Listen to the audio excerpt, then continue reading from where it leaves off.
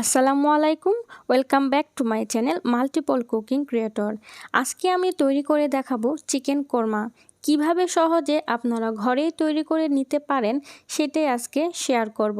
এভাবে তৈরি করলে কোরমাটা অনেক বেশি মজার হয়, একবার ট্রাই করে দেখতে পারেন। আমি এখানে ব্রয়লার মুরগি নিয়ে নিয়েছি 1 কেজি পরিমাণ। আমি এখানে রেগুলার কাট করে নিয়েছি, আপনারা আপনাদের পছন্দ মতো কেটে নিতে পারেন। এরপর দিয়ে দিচ্ছি 1/2 চামচ পরিমাণ লবণ, এরপর দিয়েছি 2 টেবিল চামচ পরিমাণ টক দই।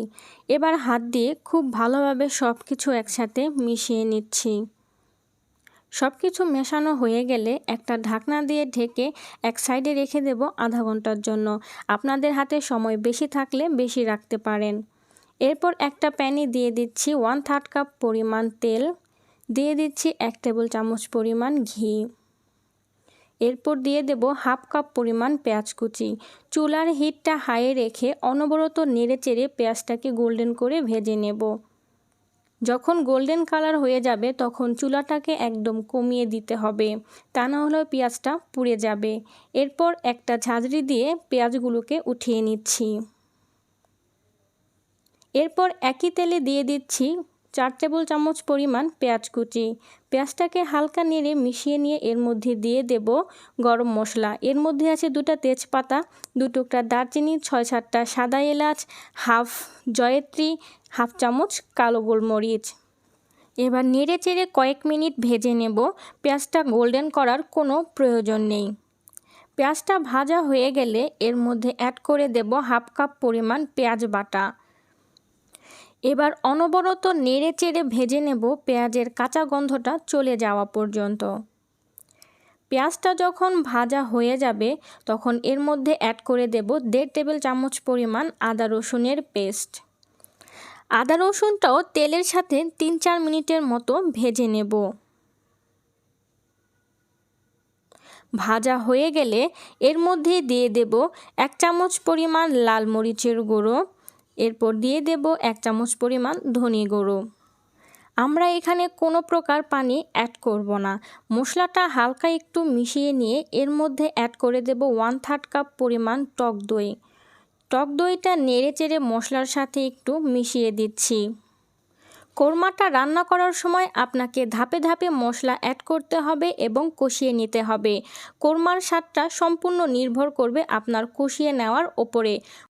কিছুক্ষণ রান্নার পর এর মধ্যে অ্যাড করে দেব স্বাদ মতো লবণ। লবণটা একটু বুঝে দেবেন, প্রথমেই আমরা চিকেনে লবণ ব্যবহার করেছিলাম।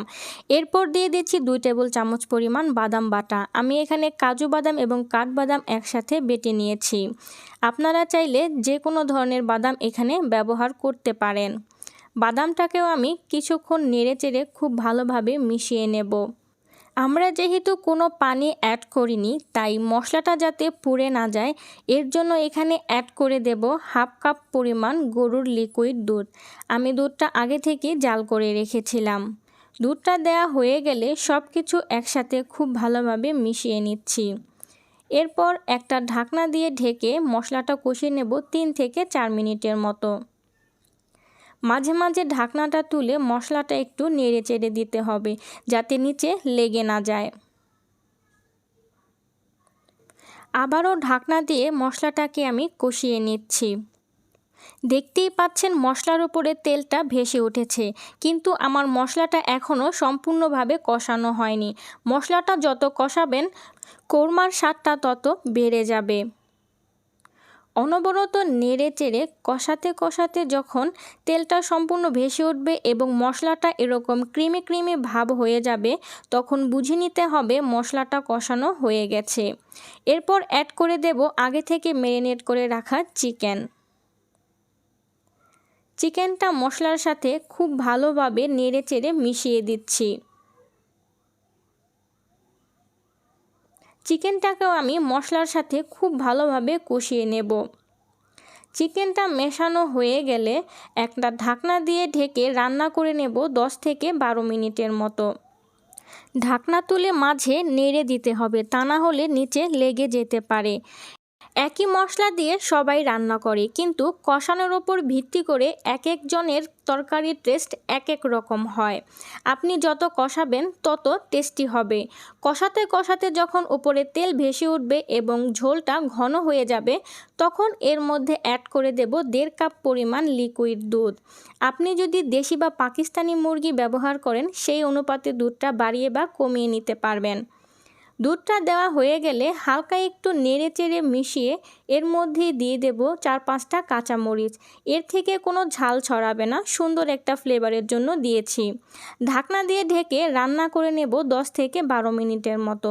মাঝখানে ঢাকনাটা তুলে একটু নেড়ে দিচ্ছি। এরপর আবারও ঢাকনা দিয়ে দেব। চিকেনটা সম্পূর্ণ সেদ্ধ হয়ে গেছে এবং ঝোলটাও অনেকটা শুকিয়ে এসেছে। এই পর্যায়ে আর ঢাকনা দেওয়ার কোনো প্রয়োজন নেই। হালকা একটু নেড়ে চেড়ে মিশিয়ে নিয়ে এর মধ্যে অ্যাড করে দেব 1/2 চামচ পরিমাণ গরম মশলা গুঁড়ো, 1 মুঠ পরিমাণ পেঁয়াজ ভাজা বা বেরেস্তা। চেষ্টা করবেন বেরেস্তাটা অ্যাড করার জন্য, এতে খুব সুন্দর একটা ফ্লেভার আসে। এরপর দিয়ে দিচ্ছি 1 টেবিল চামচ পরিমাণ ঘি। দেয়া হয়ে গেলে সব কিছু একসাথে খুব ভালোভাবে মিশিয়ে নিচ্ছি। এখন আর খুব বেশি রান্না করার প্রয়োজন নেই। 2 থেকে 3 মিনিট রান্না করলেই আমার কোরমাটা তৈরি হয়ে যাবে। আমি দেখিয়ে দিচ্ছি ঝোলটা কতটা ঘন হয়েছে। আমি এই পর্যায়ে চুলাটা বন্ধ করে দেব। আপনারা আপনাদের পছন্দ অনুযায়ী ঝোলটা গাঢ় বা পাতলা করে নিতে পারেন। হালকা ঠান্ডা হলে কোরমাটা আমি একটা বাটিতে পরিবেশন করে নিচ্ছি। বাড়িতে তৈরি করে না থাকলে বুঝতেই পারবেন না কোরমাটা কত মজার হয়েছে। এরকম মজার মজার আরও রেসিপি পেতে আমার চ্যানেলটা সাবস্ক্রাইব করে পাশেই থাকবেন। সবাই ভালো থাকবেন। আল্লাহ হাফেজ।